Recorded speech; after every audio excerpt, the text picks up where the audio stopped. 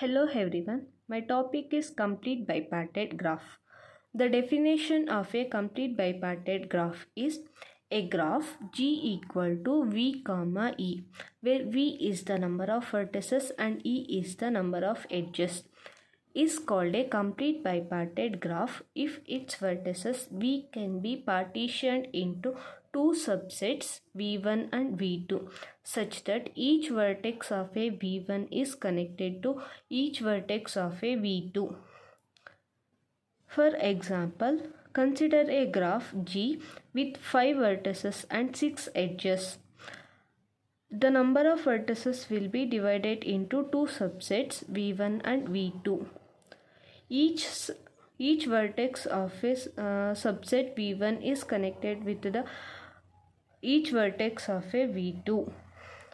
And the complete bipartite graph can be denoted as a KMN, where M is the number of vertices in a V1 and N is the number of vertices in V2. Another example is K13. The properties of a complete bipartite graph are: the order of a graph is mod V equal to P plus Q, and the size of graph is mod E equal to P into Q. This can be used to check if a bipartite graph is complete bipartite or not. For example, here have a graph K23,